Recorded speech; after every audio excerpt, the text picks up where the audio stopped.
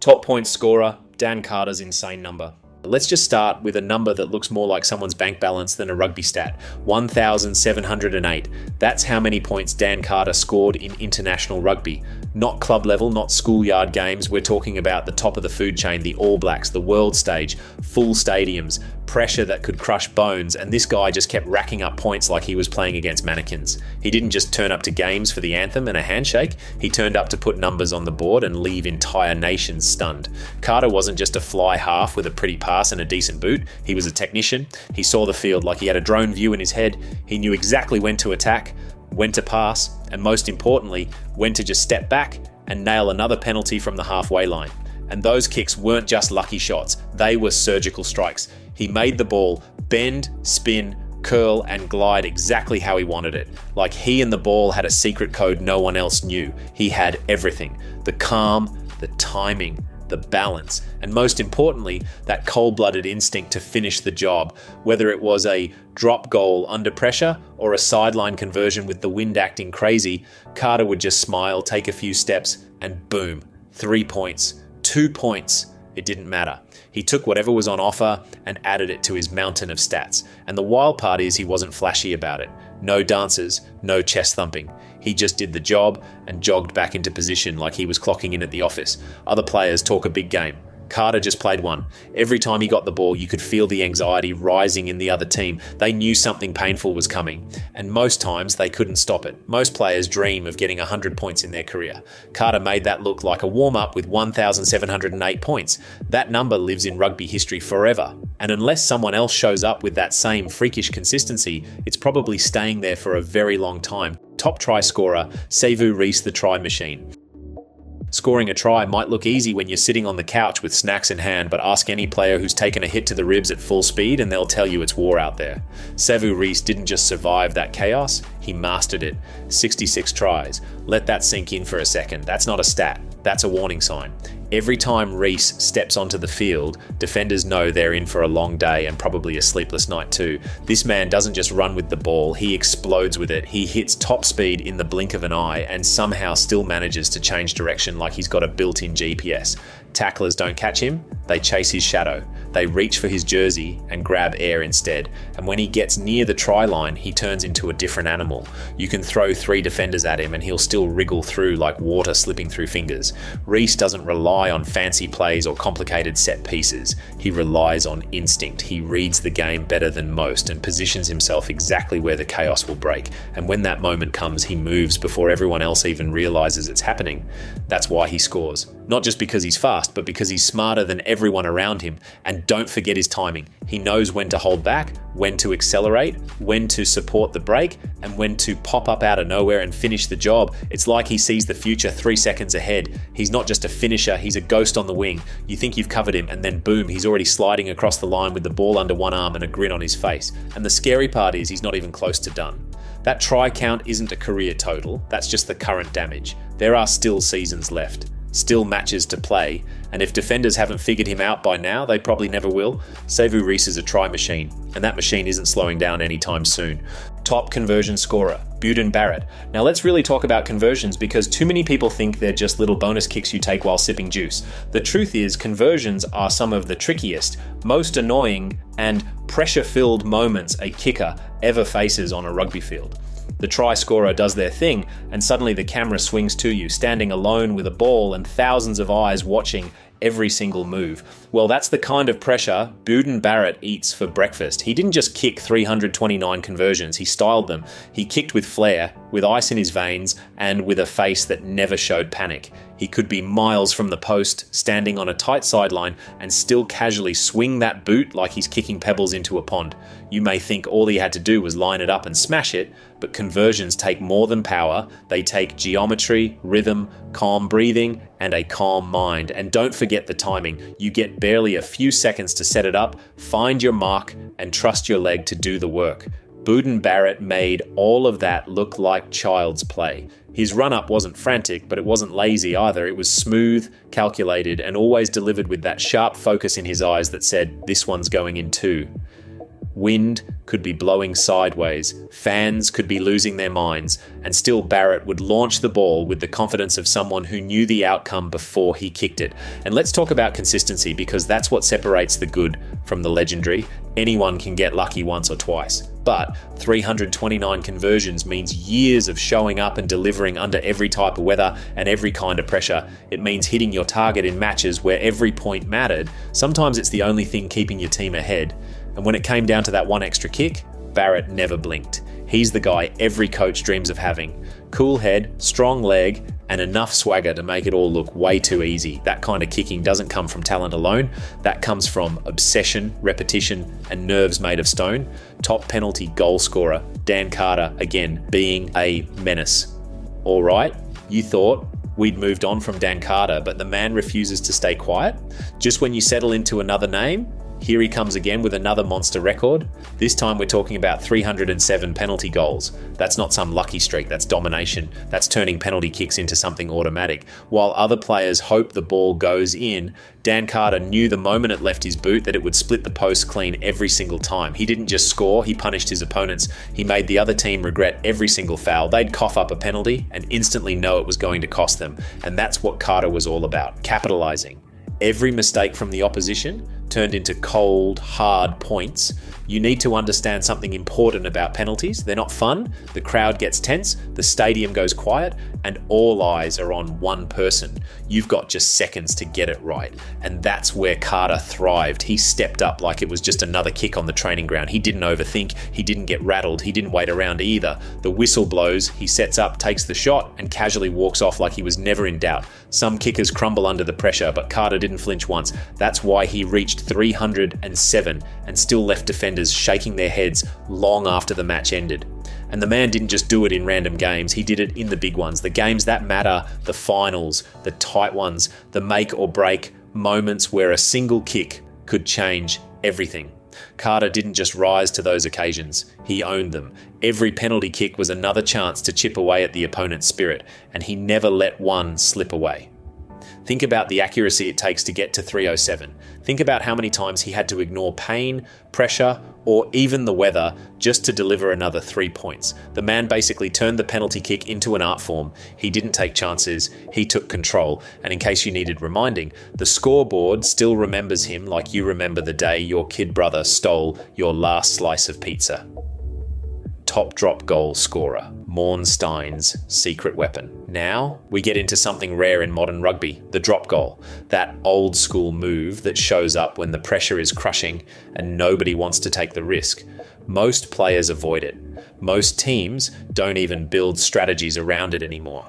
But Morne Steyn looked at that little move and turned it into his secret weapon. He had 26 drop goals. That's not luck. That's pure cold-blooded timing mixed with the kind of nerve that only legends have.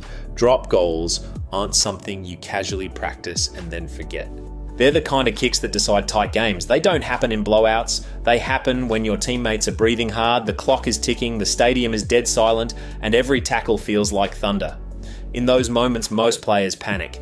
But Morne Steyn thrived. He didn't just go for the drop goal. He made it look like the smartest option every single time. You could throw him into any chaotic situation, and somehow he'd find that one little gap.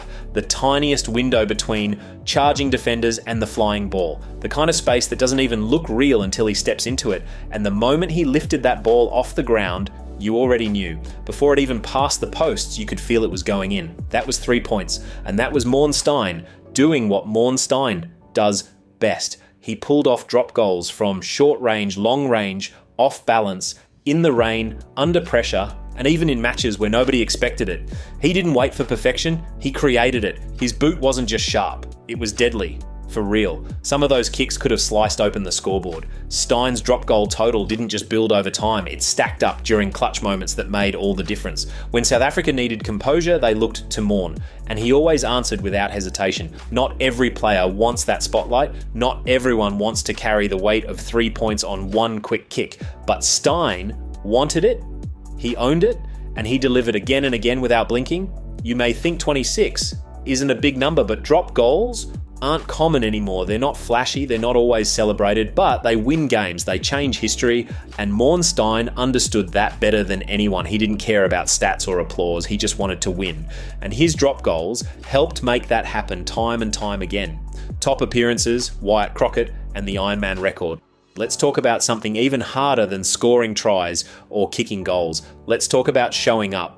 Not once, not 20 times, not even 100. Wyatt Crockett showed up 202 times. For real, that's not a career. That's a rugby life. That's showing up in winter, in pain, in heat, in frustration, and still putting on the boots without complaining. Because Crockett wasn't just a player. He was a machine built to take hits and keep moving. Every time his name was on the team sheet, he delivered. He wasn't flashy, and he didn't need to be. He did the kind of dirty work that makes others look good. The pushing, the tackling, the scrumming, the unseen stuff that wins matches quietly while the crowd cheers for someone else. But Crockett didn't care who got the headlines, he just cared about the jersey, and he wore it like a second skin. To stay fit and competitive for over 200 games takes more than talent. It takes mental strength, it takes recovery, it takes bouncing back when your body says no. We know how rugby punishes the human body in every way possible. Knees give out, shoulders snap, hands break. But somehow, Wyatt Crockett stayed in the fight. Match after match, year after year. He didn't just endure, he adapted. There were times when younger players came in hungry and full of energy, and yet there he was, still holding his ground, still doing his job, still proving that age is just a number when your heart doesn't quit. Teammates rotated, coaches changed, systems evolved, but Crockett's name just stayed right there on that lineup card like it belonged permanently. He wasn't the fastest, he wasn't the flashiest, but he was dependable. That's what made him special. You always knew what you were getting. You were getting all in effort, brutal honesty, and a level of toughness that made him practically unbreakable. When others got rattled, Crockett stayed calm. When others limped off, he played through. The rugby world often forgets players like Wyatt because he wasn't chasing records or headlines, but his record still stands loud and proud. 202 appearances means something. It means he never took shortcuts, he never quit early, and he gave his absolute best until the very last whistle. In a sport where bodies break and careers vanish quickly, Wyatt Crockett did the impossible. He outlasted the game itself, and honestly, they should build a statue for that kind of loyalty, because showing up that many times is not normal, it's legendary. Most points in a match. Gavin Lawless and the 50 bomb. 50 points in one rugby match sounds like the kind of thing someone makes up to win an argument at the pub, but Gavin Lawless actually did it. Not in some casual backyard game, this happened during a real competitive Super Rugby match between the Sharks and the Highlanders back in March of 1997. On that day, Gavin Lawless decided he wasn't just going to play rugby, he was going to dominate every inch of the field like he was playing on a video game set to beginner mode. He didn't just score once or twice and call it a day, he kept going until the scoreboard looked broken. Gavin bagged a try for himself and then went on a kicking spree that turned the match into a personal points parade. 7 conversions and 9 penalty goals, all from his boot. That's not just impressive, that's criminal. Some teams don't even manage that many in an entire season. He also squeezed in a drop goal because why not just do everything? At that point, even the Highlanders probably started clapping. You have to understand, scoring 50 points in one match is not normal. It's not something you see every year or even every decade. Most international legends haven't reached that in 3 matches combined, but Gavin did it solo in one afternoon and against a full-strength Highlanders team. They weren't short-staffed, they weren't taking naps, they were just unlucky enough to face Gavin Lawless on the day he became a walking scoreboard. And it wasn't even in perfect conditions. This was back when rugby still had that gritty edge. The tackles were heavier, the rules were stricter. And yet, Gavin was floating across the pitch like it was all too easy. Every penalty the Sharks earned was just another opportunity for Lawless to walk up and casually add 3 more points to his collection. Needless to say, but the Sharks won that game, obviously, because, you don't score 50 solo points and walk off with a loss. But the real story wasn't the team winning, it was the sheer absurdity of one player scoring more points than some matches see in total. Gavin Lawless didn't just have a good day, he made history with every kick, every step, and every grin he wore while watching the numbers climb higher and higher. It was outrageous, it was unstoppable, and it's still one of the craziest records in rugby history. Most tries in a match, Macca Springer and the Flying 5. Let's be real for a second. Scoring a single try in professional rugby is already something to brag about. It means you outran, outsmarted, or simply outmuscled a defence made up of people who train year-round just to stop you. Now imagine doing that not once, not twice, but 5 times in one single game. That's exactly what Macca Springer pulled off in March 2025 while playing for the Crusaders against Western Force. And no, this wasn't a fluke. This was domination on repeat. From the moment the whistle blew, it looked like Macca Springer had found a cheat code. He wasn't just faster, he was sharper. His footwork confused defenders so badly you'd think he was doing a magic trick. He cut through gaps that shouldn't exist and ran lines that made you wonder if he had a GPS chip in his boots. The Force defence chased him like a policeman would chase a thief, but it didn't matter. Macca had already made up his mind. He was scoring, and no one was stopping him. His first try came early and looked easy. The second one had more flair and more footwork. The third came through traffic like he was weaving through people in a shopping mall. And by the fourth, the crowd wasn't just cheering anymore. They were laughing, because it was just getting ridiculous. The fifth try came with so much confidence it looked like he'd been scoring 5 since kindergarten. And every time the Force tried to reset, Macca broke the system again. And let's not forget the pace of this guy. He doesn't just run, he glides like his feet barely touch the grass. One moment he's at the halfway line. Next thing you know, he's sliding across the try line, doing a celebration, and the cameras can barely keep up. He made it all look too easy, and that's what made it even more unreal. The Crusaders absolutely steamrolled the match, and Macca was the one driving the bulldozer. His 5 tries weren't just about great finishing, they showed perfect timing, sharp vision, and the kind of instincts you can't really teach. Most wingers train for years and hope for one moment like that. Macca packed 5 of those moments into a single performance and walked off the pitch like it was just another day at the office, and now his name sits on a record that may not get touched for a long time, because scoring 5 in one game is not normal, it's not routine, it's something defenders have nightmares about and fans never forget. Most conversions in a match, Andrew Mehrtens and the conversion storm. Let's rewind to 2002 and take you straight to the mayhem that went down between the Crusaders and the Waratahs. That day wasn't just a match, it was a straight-up rugby festival where Andrew Mehrtens showed up wearing a cape instead of boots. He had 13 conversions in one game, and no, this isn't one of those exaggerated tales someone's uncle tells at a pub. This was real.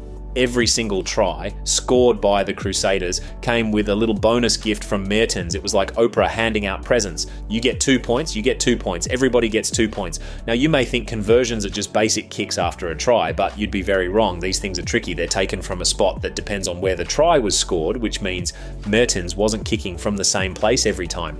Sometimes it's from the sideline, sometimes it's from a spot where you need to bend the ball around like a magician, but here's the wild part. He made it look like he was doing it on autopilot. Calm approach, quick swing of the leg, ball sails through, jog back with a look that said, this is too easy. And it wasn't just the kicks, it was the confidence. Most kickers crumble after a few because the pressure starts to build. Miss one and your brain starts playing tricks. But Mehrtens didn't miss, not once. He kicked number 1 and he kicked number 13 with the same cool expression. It was almost like he was enjoying the chaos. The Waratahs were falling apart and Mehrtens just kept twisting the knife one conversion at a time. By the end of it, the scoreboard wasn't even blinking, it just kept climbing and climbing, and fans were probably checking if the scoreboard had a limit.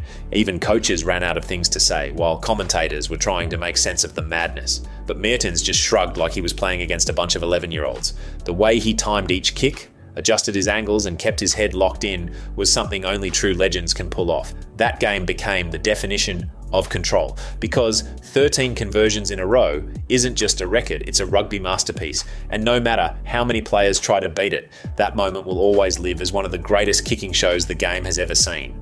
Most penalty goals in a match, Elton Jantjies and the perfect 9. Now let's jump to February 2012, where things got serious between the Lions and the Cheetahs. This wasn't your typical Super Rugby match. It turned into a one-man kicking show starring Elton Jantjies and his golden boot. The scoreboard didn't blow up, but Elton made sure it kept ticking with deadly precision. 9 penalty goals in one game. That's not a typo. That's a man taking full control of every Cheetah's mistake like a shark sniffing blood. The Cheetahs gave away penalties like candy at a parade. Over and over again, they made the same errors, and Jantjies said, fine, I'll just turn that into 3 more points, again and again, from all kinds of positions, long range, short range, weird angles, crosswinds. It didn't matter. The moment his boot met the ball, it was already halfway through the posts. The kind of focus he had that day should be bottled and sold because it was outrageous. Most kickers would take a few shots and then start second-guessing after a miss. But Elton never blinked. He stepped up every single time with the same swagger, like he had something to prove. And maybe he did. Maybe he wanted everyone to know that he wasn't just a playmaker, he was a cold-blooded finisher. That kind of mental toughness is rare. It takes more than talent. It takes guts. It takes the kind of belief that doesn't crack under pressure. The Lions didn't even need to score tries that day. Jantjies became their scoreboard. His boot did all the talking while everyone else just tried to keep up. You could almost hear the frustration in the Cheetahs' defense. They were trying to catch their breath while Elton casually stacked up points like he was filling a basket. By the end of the game, the scoreboard operator must have been sweating. 9 penalty goals mean constant updates, constant resets, constant shock. It felt like every whistle was followed by the same result. Elton standing over the ball, calm and deadly, and then the flags going up. No fancy sidesteps, no line breaks, just pure technique, consistency, and ice in his veins. That kind of performance doesn't happen by accident. It takes years of practice, nerves of steel, and a ridiculous amount of confidence. And Elton Jantjies brought it all that day and left with a record that still stings anyone who wore a Cheetahs jersey. If you enjoyed this, there's plenty more rugby videos in the works. I would greatly appreciate it if you could subscribe. Thanks for watching.